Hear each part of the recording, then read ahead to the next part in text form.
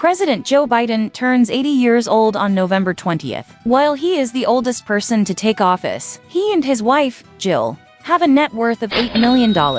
According to a Forbes estimate, they came into their wealth recently. Biden has touted himself as middle-class Joe for decades. The couple's fortune is mostly tied to public speaking engagements and book royalties, according to tax returns and financial disclosures released by the Biden campaign.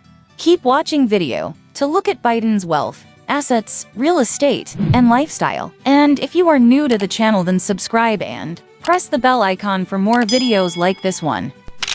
Former Vice President Joe Biden won the 2020 presidential election, defeating President Donald Trump. Biden surpassed the 270 electoral votes necessary to win the White House by flipping the battleground state of Pennsylvania on the morning of November 9. According to Decision Desk HQ, Biden led Trump in national polling for months. His win came after 2 full days of ballot counting, largely due to the surge of mail-in voting amid the coronavirus pandemic. The 2020 race marked the 3rd presidential race Biden has entered, but the first as a millionaire. Biden's political career took off in 1972, when he was elected to the U.S. Senate. He unseated Republican J. Caleb Boggs to become the 5th youngest senator in history. He then continued to serve as a Delaware senator for over 30 years. Biden has famously touted himself as the poorest member of the Senate, and referred to himself as middle-class Joe.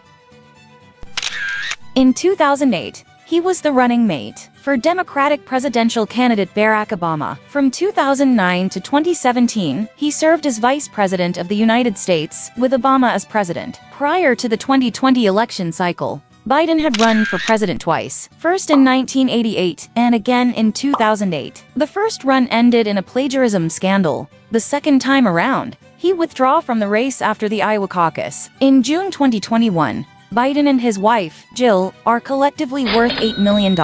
Some of that comes from his federal pension. After Biden assumed the vice presidency, he rented out a cottage on his Wilmington property in his home state of Delaware for $26,400 a year, reportedly leasing it to the U.S. Secret Service in charge of protecting him. When Biden left the White House, he was worth an estimated $2.5 million. The majority of his net worth came from his Delaware home and his federal pension, which guaranteed him annual income of some $160,000 for life. But the majority of the Biden's wealth was built after he left office. The couple has made more than $15 million from book royalties. Actually, Joe Biden has written 2 books from 2008 to 2017, Promises to Keep, released in 2008 right after his presidential run announcement, was Biden's first memoir. It did not sell well initially, but the New York Times reported book sales picked up after Biden was announced as Obama's running mate. In 2013, the United Press International reported the book was ultimately not lucrative.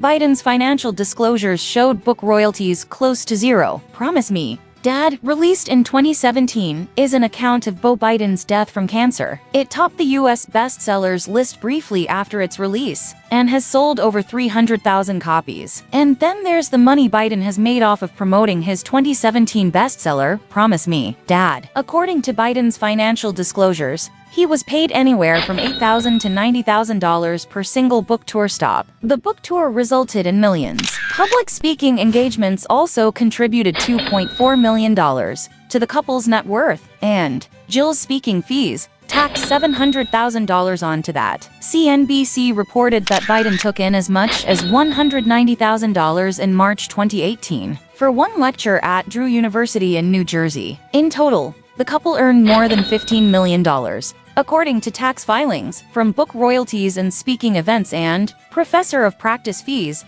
provided by the University of Pennsylvania starting in 2017.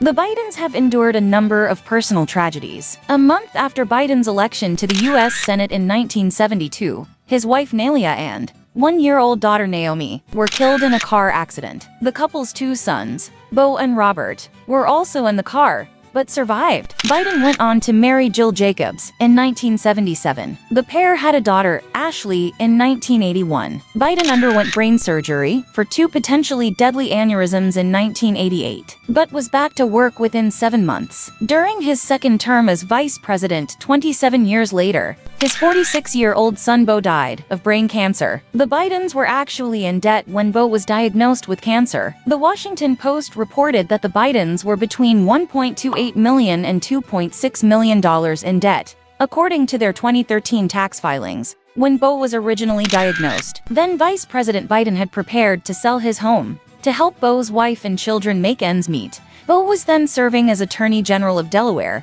and Biden was worried how his son's family would get by without his salary if his deteriorating health forced him to resign. It was then President Barack Obama who offered to help out his former running mate. When Biden mentioned the situation to him during one of their private lunches, Obama told him, "I'll give you the money. Whatever you need, I'll give you the money. Don't, Joe, promise me. Promise me." Obama's financial help ended up not being necessary, and Biden did not sell his house, The Hill reported. The death of his 46-year-old son Beau played a prominent role in Biden's decision to sit out the 2016 presidential election. Although many believed Biden would have fared better than Hillary Clinton, Biden opted to steer clear of the 2016 presidential race to grieve. His grief was later widely addressed by the aforementioned memoir, Promise Me.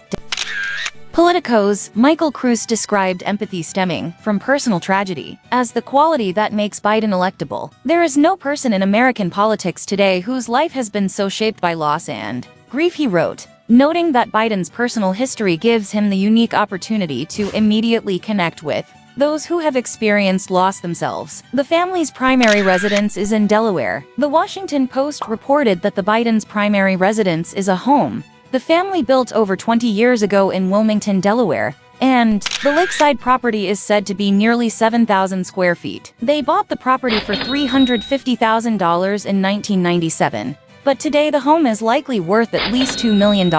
Stephen Mottola of Long and Foster Real Estate told the Wall Street Journal. The family also purchased a $2.7 million Delaware Beach home in 2017. The waterfront property is 4,800 square feet. The Bidens also rented a lavish mansion in McLean, Virginia, after vacating the vice presidency, according to the Washington Post. The rental price for the sprawling 12,000 square feet residence, with marble finishes, a gym, sauna, and enough parking for 20 cars, was referred to as substantial by Biden's campaign in June 2019. The Washington Post determined that the monthly rent for the home hovered around $20,000, according to source. The family's real estate activity can be attributed to lucrative book royalties and speaking engagements. Biden also held a position at the University of Pennsylvania from 2017 to 2021 that carried an annual salary of roughly $400,000 as a professor and the namesake of the Biden Center for Diplomacy and Global Engagement. All in all,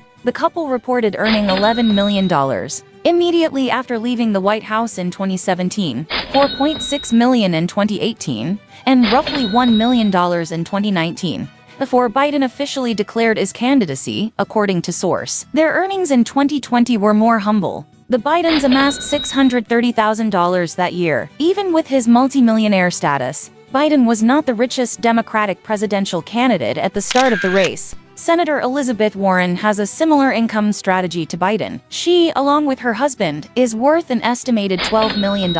In addition to book royalties, Warren's wealth is largely tied to retirement accounts and real estate. The richest of the former Democrat candidate, hopefully, by a wide margin, were former hedge fund manager Tom Steyer, who Forbes estimates is worth $1.4 billion, and former New York City Mayor Mike Bloomberg, who Forbes estimates is worth $54.9 billion.